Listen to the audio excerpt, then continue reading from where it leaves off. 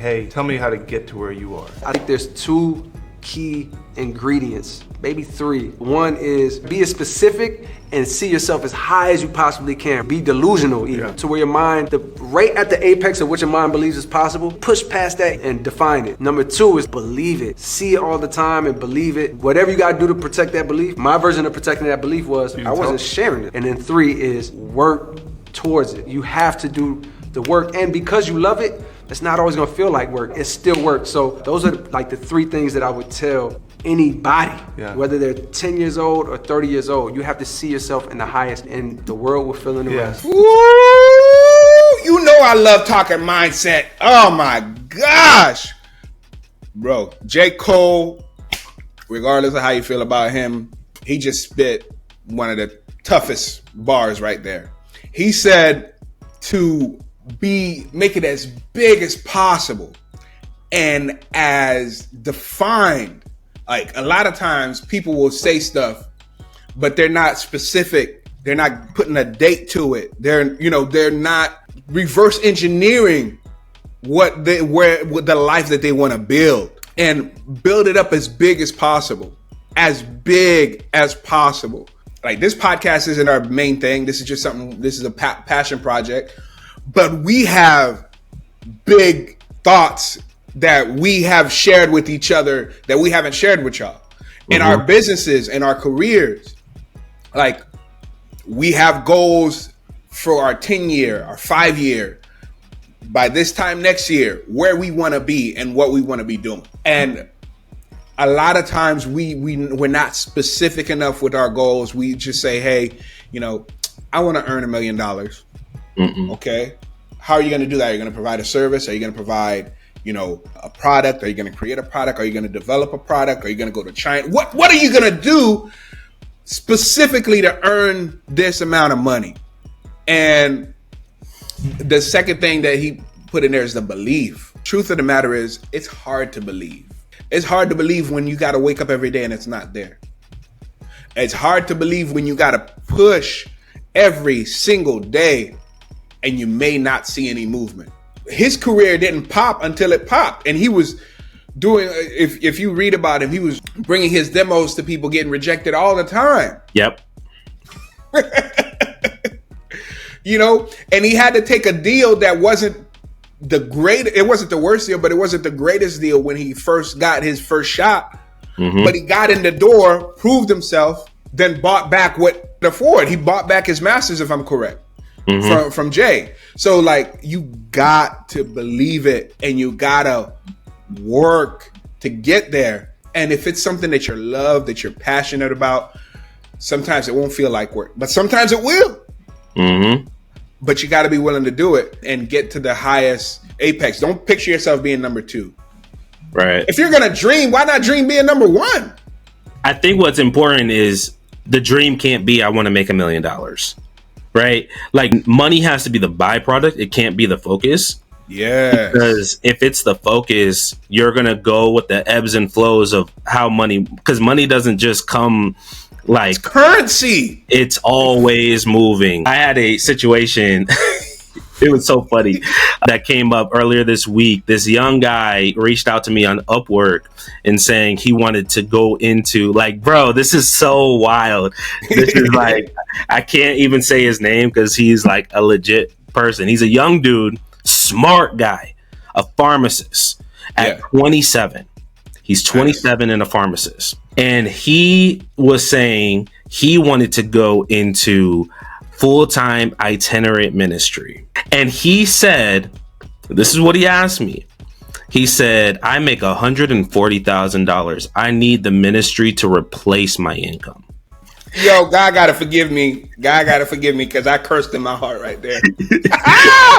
I'm sorry. Like, what the world? I need, this is what he came to me. He literally came to me, fam. And he was like, look, I really want to be in full-time ministry. It really gave off the vibes of like, I don't want to work anymore. I want to do the Lord's work. Do the Lord's work. And I just wanna. It gave off some zesty vibes too. I was like, bro, this is too much. This is too much. I was like, I can't even go into all the details of this young man came to me with, but like, it was just so wild. I was like, bro, I actually, in one way though, I was like, I appreciated the transparency. Like he was just like, look, I make this much. I'm gonna need if I'm gonna do ministry, I needed to replace my income. And I was just kind of looking at him like, bro, do you know how this works? Unless my friend is going into a already very established church. Or like, no, he wanted to travel. Like he wanted to do it through itinerant traveling ministry. I'm like, no, I'm saying like if he was part of an organization, right, which he's not. That he doesn't even have a send him. Yeah, that would send him different places. Bro, he doesn't even have a pastor. He doesn't even have he's not necessarily a part of any church. What does your network of churches look like? And what do they pay? Right? What do they pay per weekend or per week of having an evangelist in their midst? Like, what do they pay? Which he has no clue about. So I'm just looking at him like, bro, do you have any idea how this works? So if you reverse engineer that, like it's possible. Yeah. But you can't just jump in there. You can't. And you know nobody. Nobody knows you. Bro. And they're going to let you in their pulpit. And they're going to let you speak to their people. And say whatever you're going to say.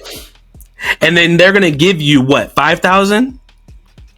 And they're going to fly you out, and they're going to put you in a hotel, and they're going to feed you. Now, I say all of this like there's a point to that story. Like, dude, it's not just about money. Like, are you passionate about ministry, or are you passionate about rapping, or are you passionate about whatever the thing is that you want to do, that you would do it even without being paid? Bro, that was going to be my next thing. Like, okay, you're a pharmacist. You have a kind of, depending on what company you're working for, your schedule could be a little weird.